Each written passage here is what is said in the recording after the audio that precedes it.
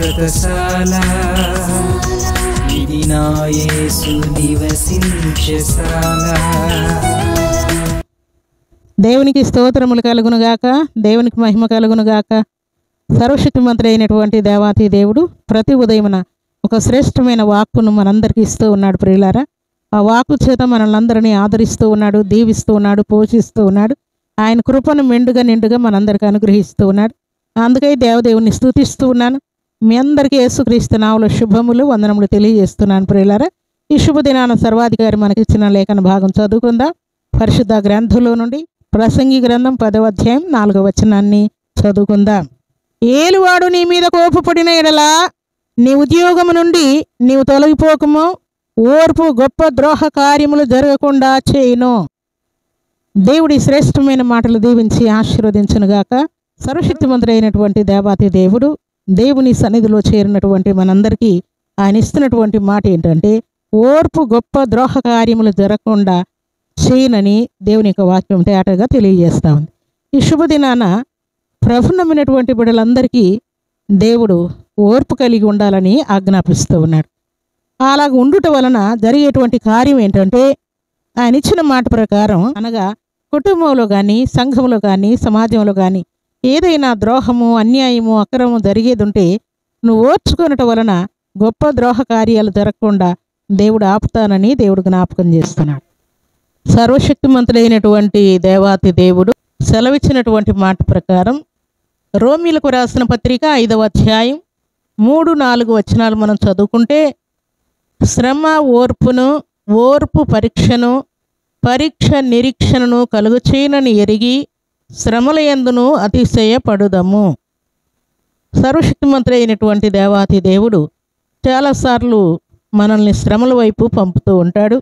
ఆ శ్రమ వలన మనం ఓర్పును పొందుకుంటామని, ఓర్పు వలన పరీక్ష కలుగుతుందని, పరీక్షలో మనకు నిరీక్షణ కలుగుతుందని ఎరిగి శ్రమల యందు అతిశయపడమని దేవుడు ఆజ్ఞాపిస్తూ ఉన్నాడు.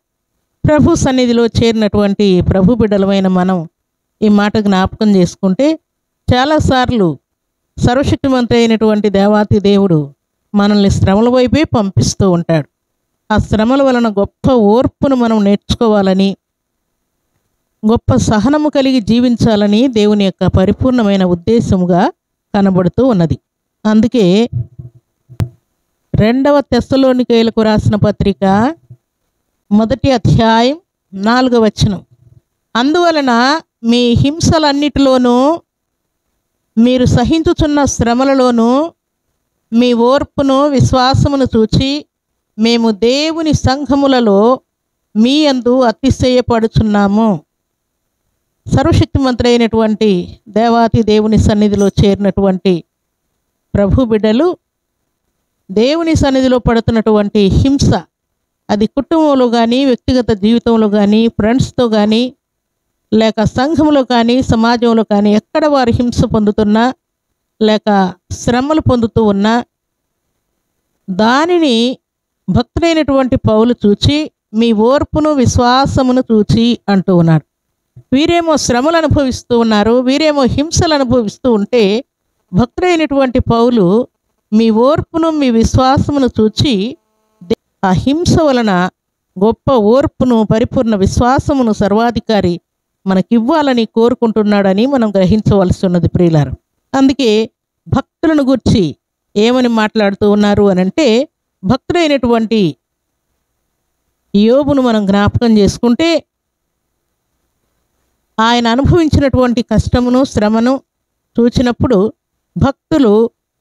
భక్తుడైనటువంటి యోబును చాలా హింస అనుభవించాడు గనుక ఆయన ధన్యుడని, అందుకే 2 ఆశీర్వాదం పొందాడని ఆయన్ని ఎలాగున మెచ్చుకుంటూ ఉన్నారో, ప్రభు సన్నిధిలో చేరినటువంటి ప్రభు బిడలమైన మనం కూడా భక్తులు ఎలాగ హింస పొందారో అలాగ హింస పొందుట వలన వారిని దేవుడు ధన్యులుగా ఎంచినట్లు ప్రభు సన్నిధిలో చేరిన మనల్ని కూడా దేవుడు ధన్యులుగా ఎంచుతూ ఉన్నాడు.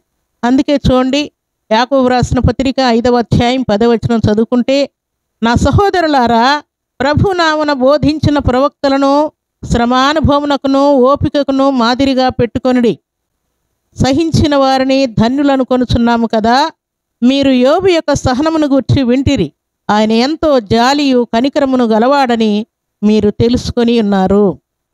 దేవుని సన్నిధిలో చేరినటువంటి ప్రభు బిడ్డలమైన మన ముందున్నటువంటి పితరులను, ప్రవక్తలను, భక్తులను జ్ఞాపకం చేసుకుంటే వారు కూడా సహించి ధనులైపోయారు. ప్రియులారా, ప్రభు సన్నిధిలో చేరిన ప్రభు బిడ్డలమైన మనమందరం కూడా ఈ ఉదయకాల సమయంలో దేవుడు జ్ఞాపకం చేస్తున్నటువంటి మాట ఏంటంటే, గొప్ప ఓర్పును సహనమును మనం కలిగి ఉండుట గొప్ప విశ్వాసమునకు సూచనగా ఉన్నదని, సహించిన వారందరూ కూడా ఎలాగో ధన్యులయ్యారో మీరు కూడా అలాగూ ధన్యులుగా ఉండాలని దేవుడు కోరుకుంటూ ఉన్నాడు. ఈ ఉదయకాల సమయంలో అట్టి ధన్యతను, అట్టి ఓర్పును, అట్టి సహనమును, అట్టి పరిపూర్ణ విశ్వాసమును సర్వాధికారి సమృద్ధిగా మీకు అనుగ్రహించునుగాక. ఇక మీదట మీరు సహనముతో జీవించుదురుగాక. ఇంట బయట సంఘములో సమాజంలో దేవునికి మహిమ తెచ్చే పాత్రలుగా జీవించుదురుగాక. గొప్ప విశ్వాసమును కలిగి దేవునికి మహిమ తెచ్చే పాత్రలుగా జీవించాలని పరిశుద్ధాత్మ దేవుడు కోరుకుంటూ ఉన్నాడు. అలాంటి కృప భాగ్యం సర్వశక్తిమంతుడైనటువంటి దేవాతి దేవుడు సర్వసమృద్ధిగా మనందరికీ అనుగ్రహించి ఆశీర్వదించునుగాక. ఆమేన్. ప్రార్థన చేసుకుందాం. భూమి ఆకాశములను కలుగ చేసిన మా తండ్రి, మీకు కృతజ్ఞతాస్తుతి స్తోత్రములు తండ్రి. మెరిచిన శ్రేష్టమైన వాక్కును బట్టి కీర్తిస్తూ ఉన్నాను.